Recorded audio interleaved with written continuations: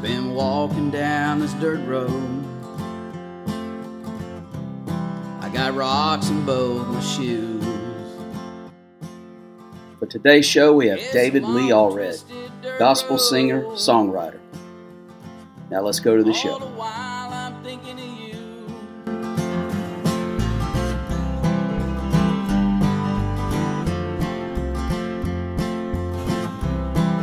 Let's start with, say, your earliest memories of music. That would probably be my mother or grandmother singing around the house. I don't remember one of my grandmoms actually singing. She would hum. So there was always an influence of church music, hymns, and things as a child. And my dad playing truck driving songs and stuff. My dad was a truck driver when I was a small boy. I would hear him play Hank Snow and stuff on the radio. It was actually kind of comical about Dad. He drove a truck with one fella, and who was an influence in my life as far as music is concerned. His name was Ray Lewis, and he was a banjo picker, a bluegrass player. I thought he was the greatest banjo player in the world, but then again, I was a kid. But anyway, he drove a truck with my dad. My dad taught him how to drive a long road truck. My dad would be listening to music, sitting over there when he was driving, and my dad would be air guitaring. And Ray thought my dad could play for years because Dad would sing and just air guitar going down the road, driving to Dallas to pick up a load of biscuits. And finally he said, "Do you really play?" And Dad said, "No, I can't play a lick." And but my dad would sing, and Dad could sing. He could carry a tune, and he'd sing him old country songs and old songs like that. My granddad, remember him singing. He was an old coal miner. The loudest human being I ever knew in my life was him. And he would sing. And he would sing some of them old gospel songs. That's all what I remember him singing. I do one of them when we go to some of the nursing homes and stuff that we perform at. And I had to learn that song. And I would almost tearing up now. Remembering him sing that song, a cappella. And before they'd go down the mine, you could hear him singing. It's kind of interesting work. You don't know if you're coming back. Of course. So he would sing those songs. And because he loved me, and I remember that song distinctly. Had no idea how to play it. Loved that song. But them were some of the influences of me, my earliest influences. Then. I guess later on I graduated more into secular, what I call secular type music, being around my older brothers, and some of the guys that we played ball with and stuff. They were big Bob Dylan fans, and the band Bob Dylan, music like that, and they played. And my brother Doug, he played the guitar, and I tried to pick it up and learn to play a little bit. Took lessons. Didn't go very well when I was about 14. Kind of got out of the lesson business and just thumped around on the guitar on my own, kind of self-taught after that. Played a little bit of mandolin. Not very much, though. Didn't really learn too much. And just more or less listened to the radio. Liked what I liked, didn't like what I didn't like. So we were talking earlier. You began to allude to a memory about your parents. It's a great story. My dad was a huge Hank Williams fan. You look at my dad then, he kind of looked like Hank Williams. Dad was 6'2", about 160 pounds, soaking wet. He lived on coffee and cigarettes, so he was a long drink of water. But he loved Hank. He was driving a truck, and they were based out of Akron, Ohio at the time. We'd left eastern Kentucky because of no work, and I wasn't born yet. My older brothers were little fellas. Hank Williams was coming to Canton, Ohio, and Mom and Dad were going. They had tickets and everything like that, and it was New Year's Eve. Hank didn't make it.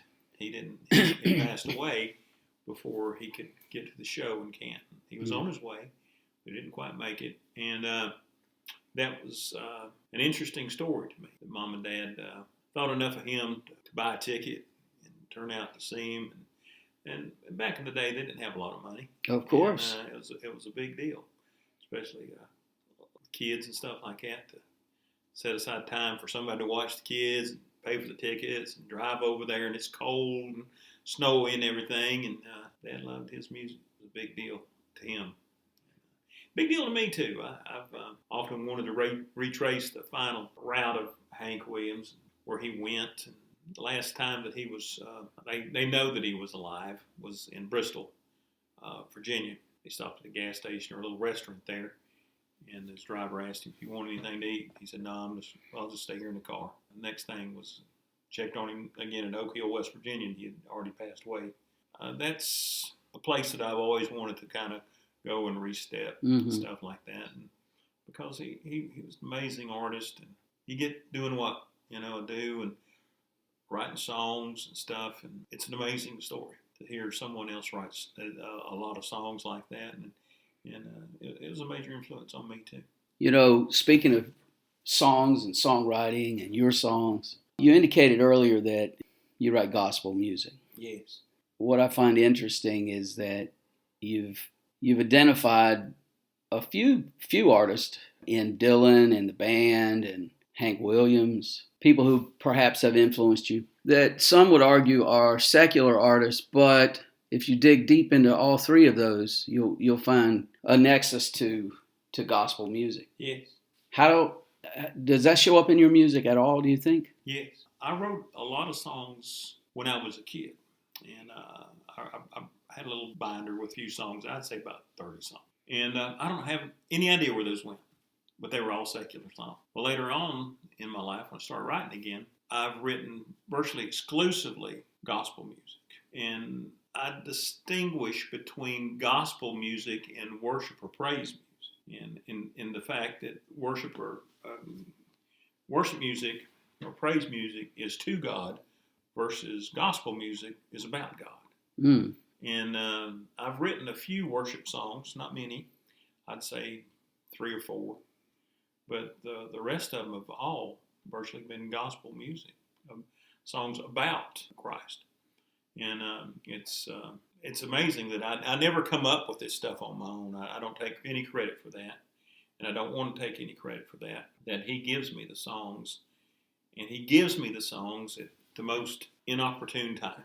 And sometimes I think it's just a challenge to see if I'll be obedient, write the song down. We've talked a little bit about that. You're talking about John Prine talking about that, and that you can't let a song pass by. And when you said that, I shook my head and I said, yes, absolutely. I know exactly what you're talking about. The Lord gives me a song. He doesn't give me the whole song. People ask me that. Wow, how do you write all that down? I don't. He gives me, Bill Gaither says it's the catchphrase of a song, the trigger phrase of the song. That's all I ever really get. He'll give me that, and it'll be probably 4 or 5 words. But that's all I need. And I believe that is the way the Lord is. He gives us what we need and not what we want. It'd be nice if He gave me the whole song. But He just gives me a piece of the song. And I'm allowed to take that song and to do what I want, to make something out of it or not do anything at all. Now, when He gives it to me, it's kind of strange because a lot of times He'll give it to me at 3 or 4 in the morning. And I'm a pretty good sleeper. I'll go to bed 10, 11 o'clock, and I'm out. And I'll wake up from a dead sleep, and I'll have the song. That right there, the basic melody of the song and the idea of the song, it's all in my head. And I'll get up and write it down. I learned early that if I didn't do that, I'll say, I'll get it in the morning. Well, I'll get that in the morning. When I wake up, I'll get around to that. I'll write those songs down, or that song down. And I said those songs because it happened more than once to me before I finally learned my lesson, that I had to set up and write the song down. I found out I could put it in my notes on my phone. And that's what I do. I still do it to this day. But the fantastic, bestest part of it is this, is that the Lord speaks to me. He gives me that song. And I know that. So I'm in communication or communion with God. He's giving me this information. He's talking to me. Because there's people who will tell you today that God does not speak. And I say, nah, that's not true. Because He does. Every time He gives me a song, He speaks to me. And I write it down. And He's faithful because I ask and He gives me the song. And I've never, ever not asked and him not deliver. And I'll go to bed thinking, well, today's over, and he didn't give me a song. Well, day ain't over till daylight. I'll wake up, sure enough, 3 or 4 in the morning. Here's your song. And I know why. I can't hear him when it's noisy, whatever the noise may be, whether it's the noise of the world,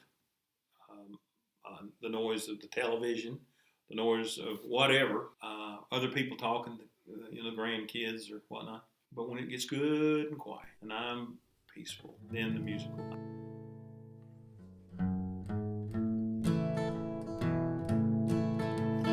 It was at Calvary on the cross my Savior died.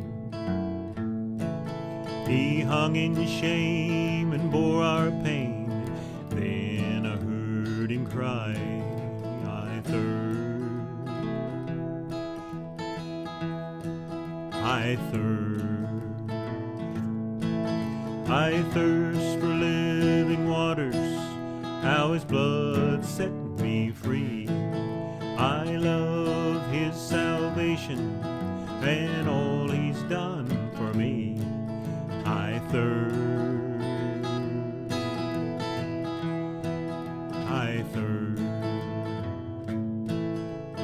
When I read God's holy word, I tremble through each verse.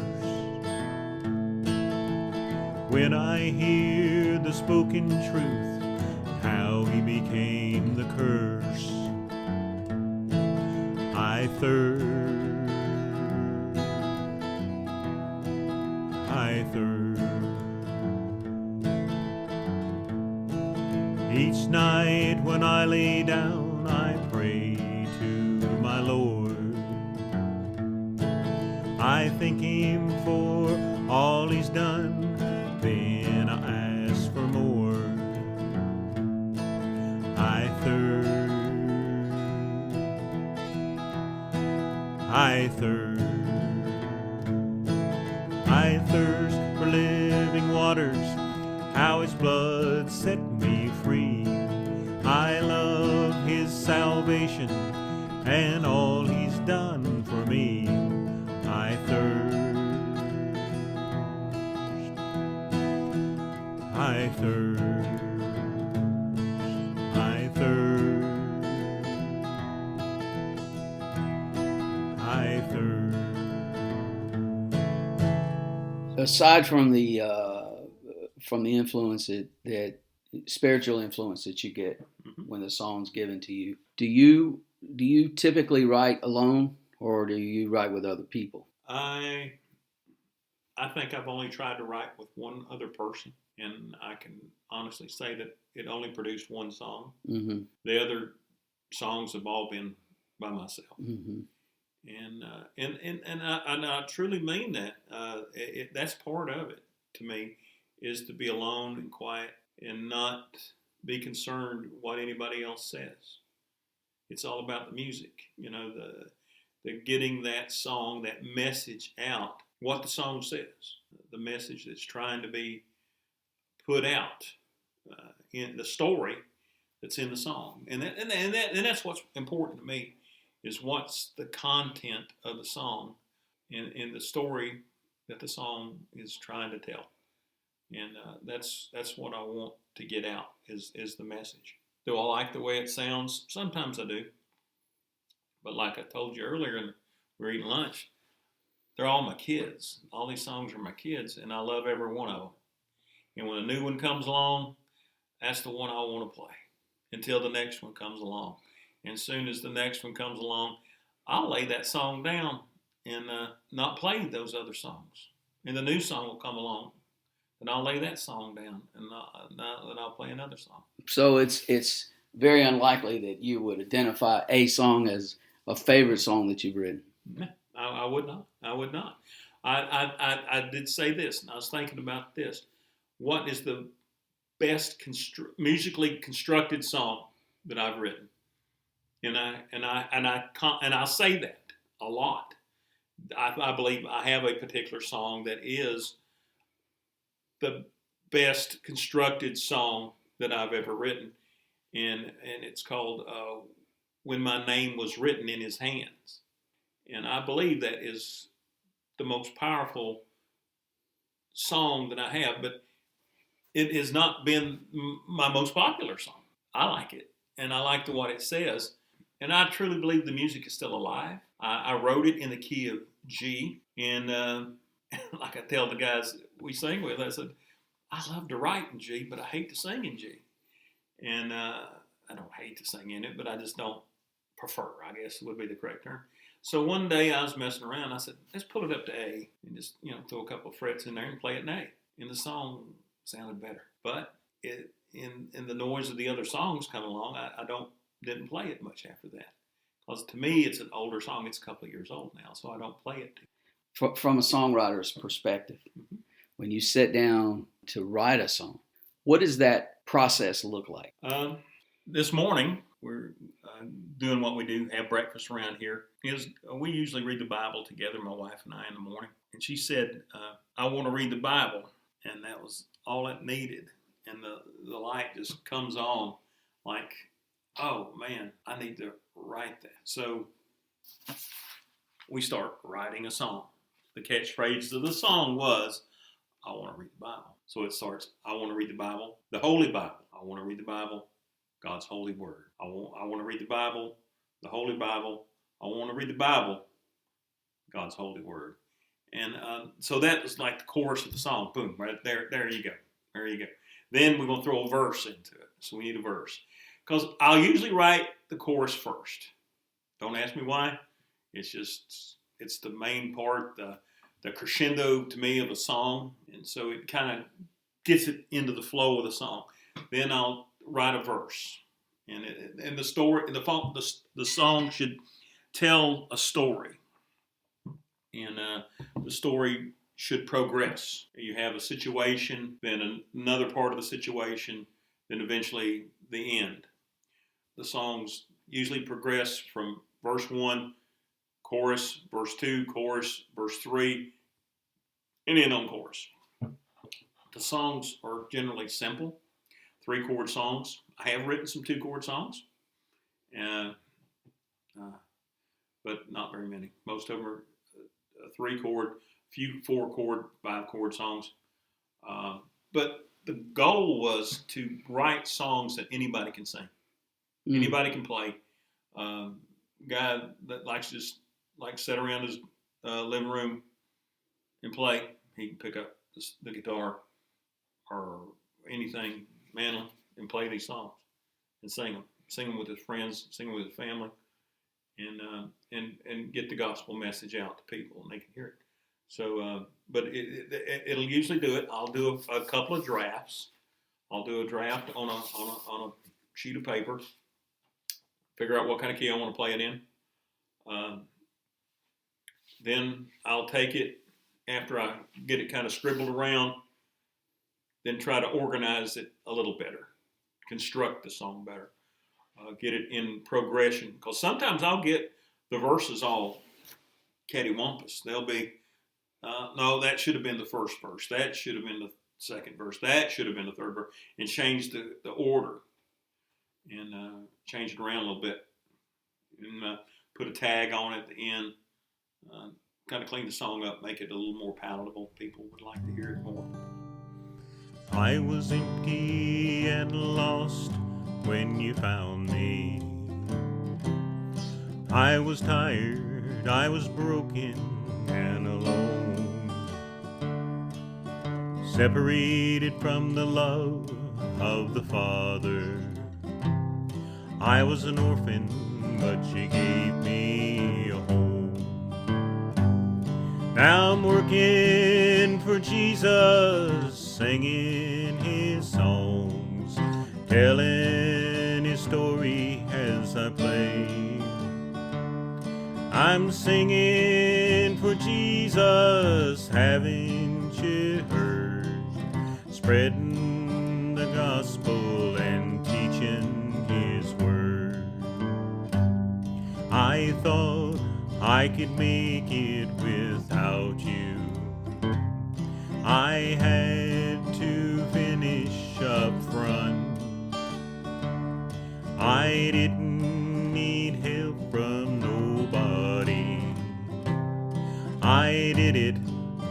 push and a grunt. Now I'm working for Jesus, singing his songs, telling his story as I play. I'm singing for Jesus, haven't you heard? Spreading the gospel and I'm teaching his word.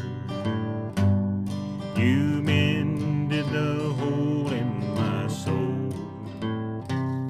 You opened my eyes so I could see. You fixed the tear in my heart. You saved me and set me free. Now I'm working for Jesus, singing his songs, telling his story as I play. I'm singing for Jesus, haven't you heard? Spreading the gospel and I'm teaching his word. Now I'm working for Jesus, singing his songs, telling his story as I play. I'm singing for Jesus, haven't you heard? Spreading his gospel and I'm teaching his word. Where's the melody come from? That's the hard part for me, is the melody. I've read a few books on songwriting, and one of the guys that I read his book was a guy named Tom T. Hall, and comes from the same part of Eastern Kentucky, kind of guy like me. And he said, melodies, if you don't have a melody, borrow a melody, you know. And I said, well, I don't want to get into plagiarism, so I got to be careful what I pick. But then you understand that there is only so many chords and so many sounds in Western music. It does just, you know, chord progressions and things are what they are. You can do them in different keys. You can do them faster. You can do them slower. I like, when I start, like, I like to write in G. I like to write in G. It's just easier for me to get out of G, and then I'll progress over into C, then back into G, then back in to D7, and then back to G. It's just a good, solid progression for me that will sound pretty much like I want to sound. Sometimes I'll change that, and I do like to sing in C. It's a little less up there, and I like it. But I'll just throw a capo, go up to, and play in D a lot. And I got a guy that I like to do music with, and he likes to sing in D. So I'll pull it there, and I'll go there and play in D. We'll sing together, and I'll play for him. And it works out that way. And the melody will come where I want to go. And I tell people this, and they think I'm crazy sometimes, but I let the guitar tell me where I'm going to go. It will tell me what the melody will be. And I'm telling you, most of the time it's never wrong. It just, I'll start playing the song, what I want to sing, that key phrase that God give me, and I'll play it, and next thing I know, the rest of the melody just keeps coming, and the guitar will play it, and it'll let me know real quick if it don't like it, and the guitar will change, and it'll like, it just doesn't sound good, it doesn't progress well, and so we'll play it the way the guitar wants to play it, you know, that the way the ear picks the sound up and likes that sound, that melody, and it's the only way I know how to do it. It's not really mechanical. You know what I mean? Mm-hmm. I know there's mechanics of music. I'm not a school musician. I've never really been to. I didn't take it in school. You know, I took a few guitar lessons here and there, but there was never any music theory. I don't know any music theory.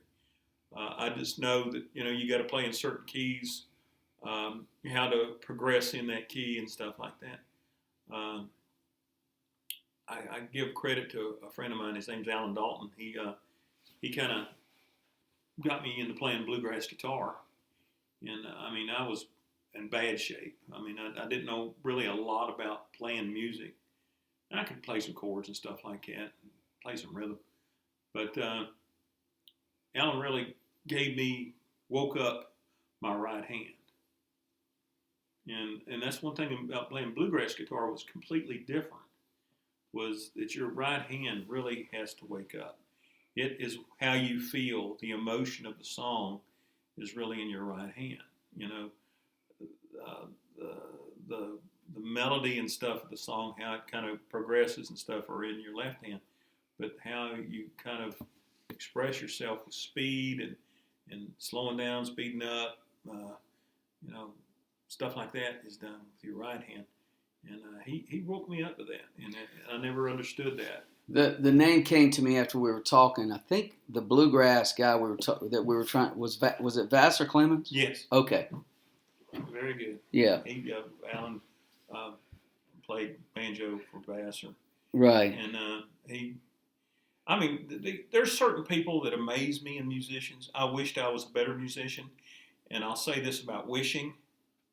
Wishing isn't very good. When you find out if you'll substitute wishing for working, you will do better in your music. I have. And I have a serious problem in remembering lyrics and things like that and how it's supposed to go. And but if I found out if I'll sit down and get quiet with me and the guitar, I can learn a whole lot better and how the song goes. And once the song is in me, it never leaves me. Once I've memorized the song, it stays in there. But it takes a lot for me to remember the whole song, every word, every note, everything, to go into my memory. And I don't do that because I'm wanting to go to the next song so quickly. And I don't know why that is. We're learning the clawhammer banjo right now. And I've really slowed it down with that. And learning it note by note and bridge by bridge and bar by bar. And it's really better to learn that way. I really, where it gets into you and you know the music better than just trying to read the music. Sometimes I said I should have been a piano player where I could just read my music. And but I have no idea. I don't even know how many keys are on a piano, let alone how to play one. So I just assume practice the guitar, practice the mandolin, and try to play this banjo over here. It's just it's an amazing instrument. At what point did you begin to record your songs, and when did you record them to the point that you wanted to push them out? And what's that process look like? And I had no intentions at all to ever push out any song. I just wanted to write them down. Then I wanted to catalog the songs in a library.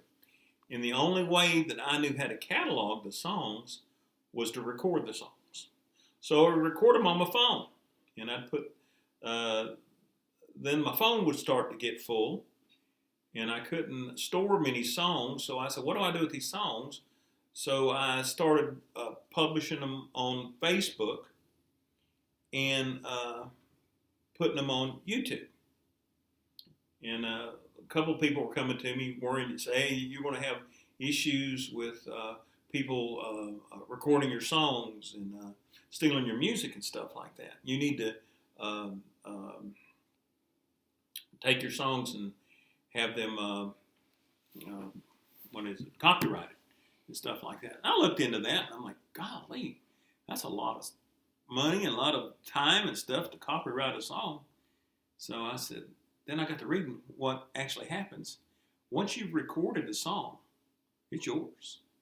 If you can prove that you've recorded that song, So the documentation of the song being recorded on Facebook or YouTube or something like that, it's date stamped.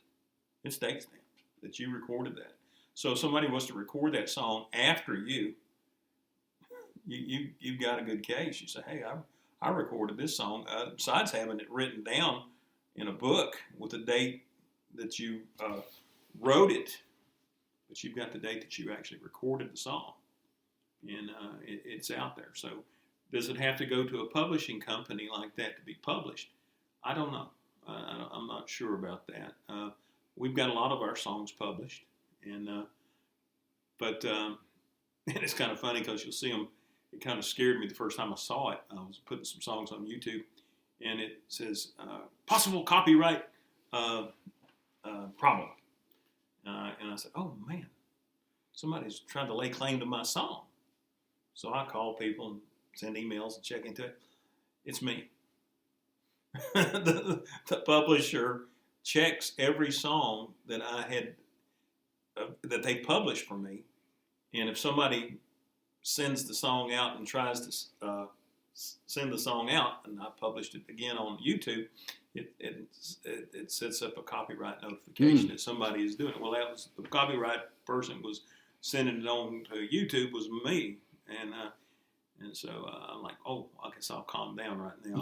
Ain't nobody trying to steal my song. It's just me sending it out twice, and because I kind of caught on the songs that had been published were the only ones that was happening to. The ones that that never published weren't being jumped up and down on, but the ones that had been appeared on albums and stuff, they were the ones that was getting picked on.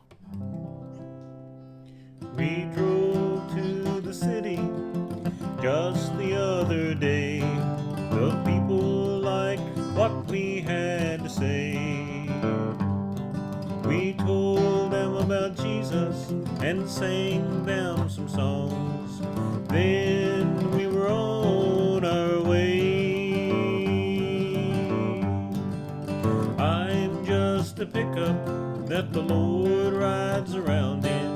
I take him everywhere. I'm just a pickup that the Lord rides around in. He goes with me everywhere. We ride to church on Sunday to hear God's holy word. We worship in praise and in song. We pray for each other, lift up his holy name, and sing all the way home. I'm just a pickup that the Lord rides around in. I take him everywhere. I'm just a pickup that the Lord rides around in. He goes with me everywhere. So thank you, Holy Spirit, for holding my hand. Thank you, Lord, for helping me understand. I'm not an F-250, just an old S10, rolling with Jesus until the very end. I'm just a pickup that the Lord rides around in. I take him everywhere. I'm just a pickup that the Lord rides around in. He goes with me everywhere. He goes with me everywhere. Do you have a particular group of people that you record with, or? No, myself.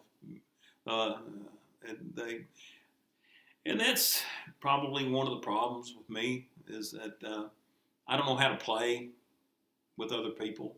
I really don't.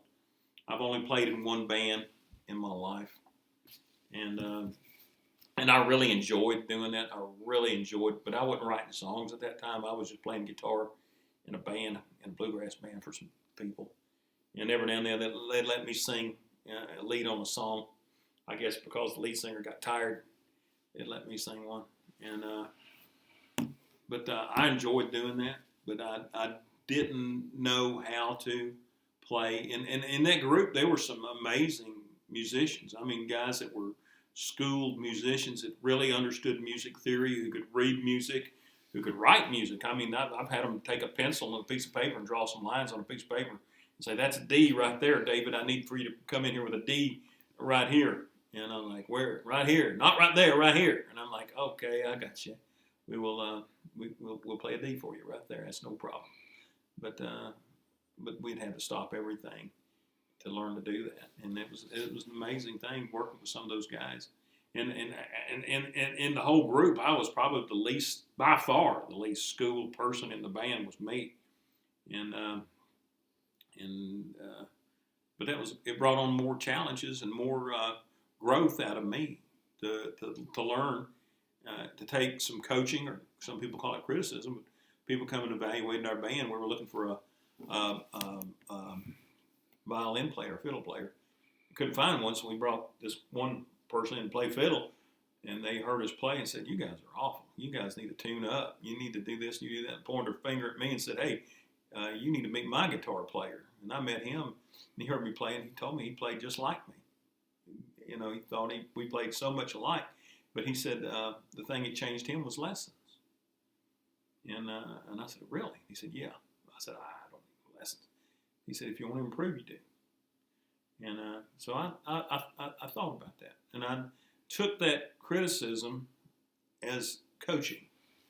And I found me a guy, and he showed me some things about music and playing the guitar that really helped me. I was out, and it really helped me. It changed my mind in the way I looked at music, and found out what I had to do to be committed to playing music, not just dabble in it or just mess around with it. If I really, really wanted to learn, I had to work at it, and I knew it was harder than I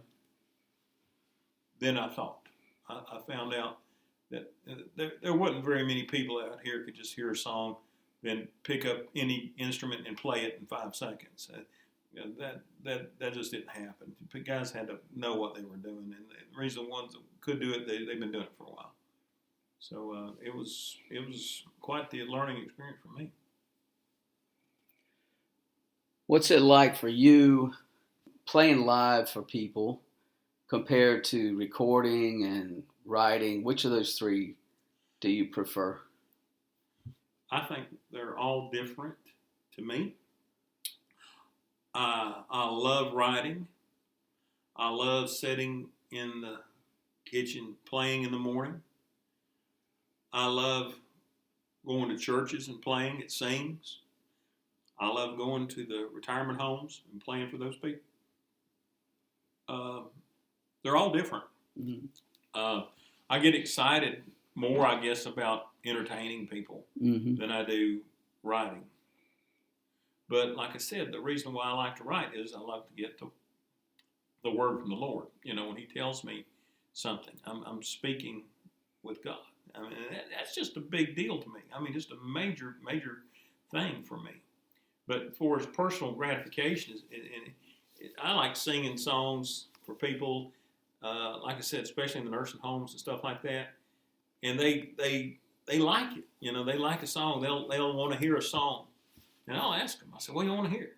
And I used to just bring the guitar with me, but I eventually got me a bag over there, and I carry songs. And I carry a bunch of old songs with me, and a couple of the old red back hymnal. I carry that with me, and I carry another hymnal with me, and I'll because a lot of these songs they'll ask for, I don't know. And a lot of times they'll ask for songs, and I have no clue how the melody goes. Since I can't read music, I have to know the song to play it. I have to know how it goes. And so I'll grab the phone and I'll buy the song real quick, and over the week I'll learn the song, how to play it. So the next time I come around and see them, I'll play them the song. And it's kind of neat to do that for them. And people like different songs and different kind of music, stuff like that. And which helps me because I've learned so much about songs that I had no idea about people that wrote songs like Stuart Hamlin. I had no idea who Stuart Hamlin was or the songs he wrote, and I didn't know that until a fella asked me for me to play Until Then. And I said, I don't know the song. I don't know how it goes. I don't know the melody. I don't know how to play it. And he looked at me and he said, how long have you been going to church? And I said, a long time. He said, you don't know Until Then? I said, no, sir, I don't. He said, well, you need to learn that song. He said, I think you can do that song pretty good. And so I looked up Until Then, and I saw it was written by a fellow by the name of Stuart Hamlin. And I got to looking into who Stuart Hamlin was. And it was a powerful thing when I found out all about him and the bunches of songs that he wrote. And it was an amazing thing. So I got where I would sing a couple of different Stuart Hamlin songs. And I guess one of the nicest songs that I do that people love to hear, especially some of the older people love to hear, This Old House. And Stuart Hamlin wrote that song. And I lay into that one, boy, and they like that old song. But he was an amazing guy. And he really hadn't written any songs until he was saved. And after he was saved, he cranked out a lot of songs. You know, he was an amazing guy. It's just like Hank Williams. We were talking about Hank Williams earlier. From what I've read, Hank wrote 167 songs.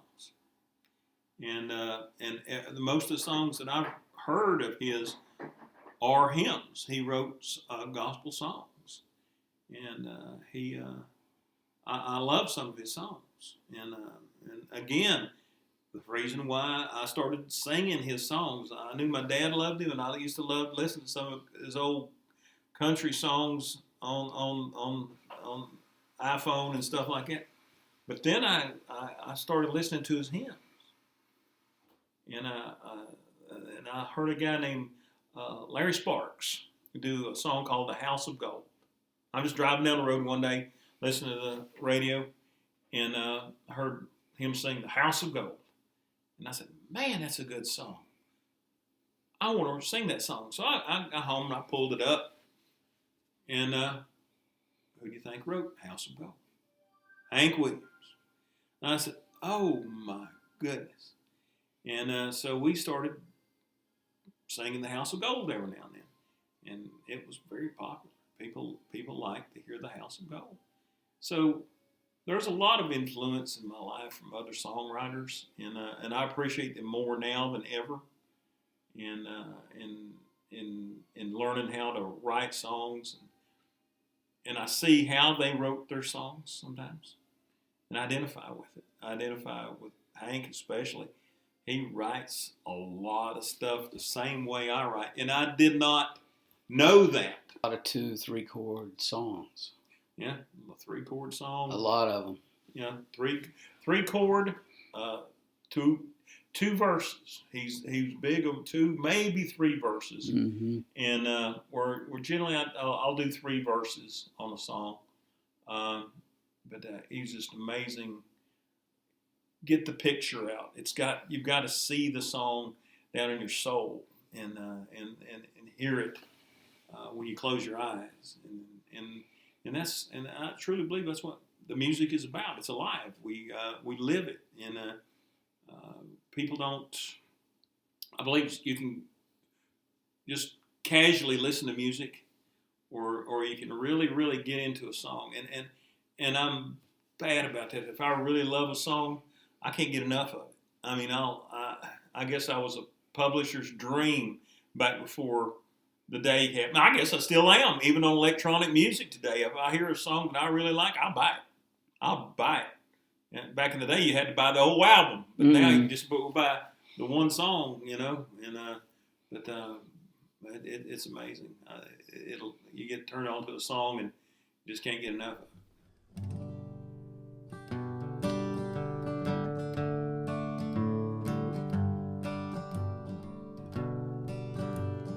It wasn't written in ink, but drawn in blood. Those words were inscribed out of love. As he hung on a tree, he suffered and died for me. When my name was written in his hand. When my name was written in his hand. My Lord died for this sinful man. The scars were made by nails. My name was written in Braille. When my name was written in his hand. It wasn't a pen but a spike that rolled it down. He hung there as his tears wet the ground. Oh, can't you see how personal it is to me when my name was written in his hand? When my name was written in his hand. My Lord died for this sinful man. The scars were made by nails. My name was written in Braille. When my name was written in his hand. It wasn't written on paper, but dug in his skin. That's how he remembers to forgive my sin.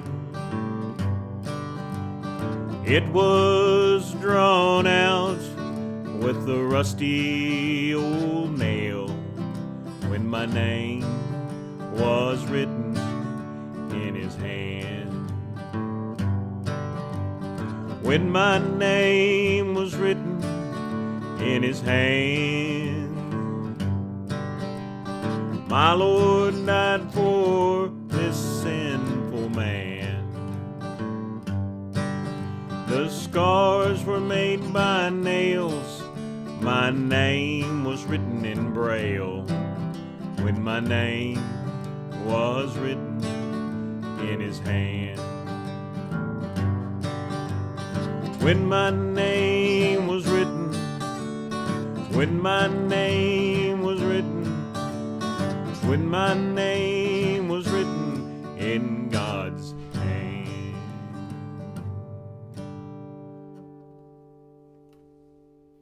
You got any albums, EPs that you're working on now? Nothing. We're not working on. We released the Ballad of Jesus Christ last year. Was it? It's an EP. Yeah. Okay. And it's by far the longest one. I think there's 12 songs on there. Oh, okay. With So an album. epilogue and a prologue, so what would be 14? But it's a concept album, and I'd never done a concept album. I really didn't understand the concept of a concept album, and it went really good. I enjoyed doing that. It's a couple of people said they liked it the best, but it's like my songs. It's a story in an album versus just a story in a song. It progresses all the way through the life of Christ. So I liked it. All of them are original songs on it. All my albums are originals. I don't think I've ever covered anybody else's music electronically or even in wax or CD form. It's always been my own stuff. And we did a Christmas one before that one. It's strangely called Merry Christmas. So I thought that was kind of catchy. And then we had, what was the one before that? Will You Worship Him in the Rain? That was my second one.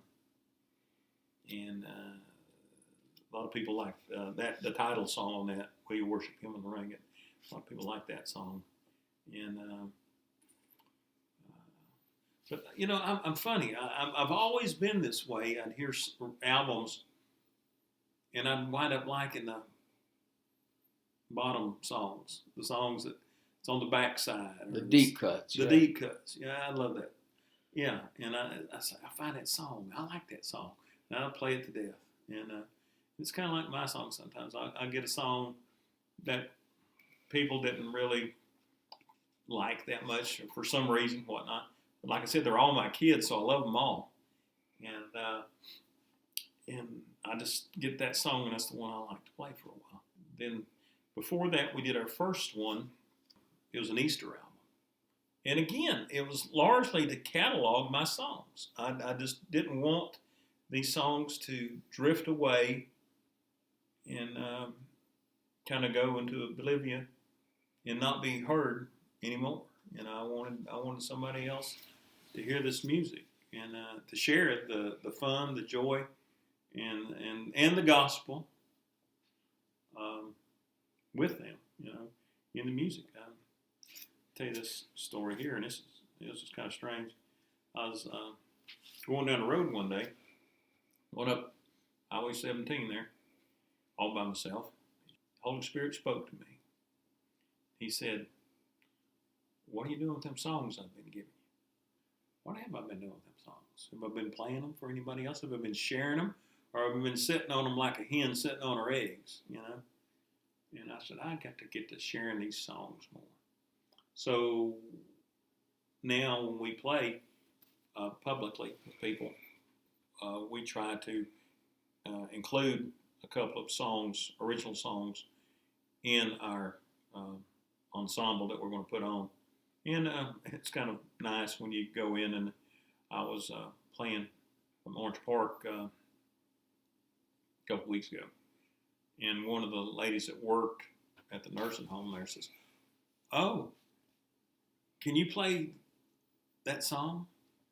So I said, wow, she knows the name. And she knew the name of the song, and I can't think of the name of the song right now. But she knew the song, and she requested that song, that I played that song. Out of all the songs that we'd sung, she liked that song the best, and that was an original song. That's a big deal. You know, it's valuable because someday we'll all stand before the judgment seat of Christ, and He's going to ask you, "What'd you do with them songs I gave you? What'd you do with the time that I gave you, and what'd you do?" We'd like to thank David and all of you for tuning in, as well as our sponsor, Town Farm Music. So until next time, see you down that dirt road. It's a long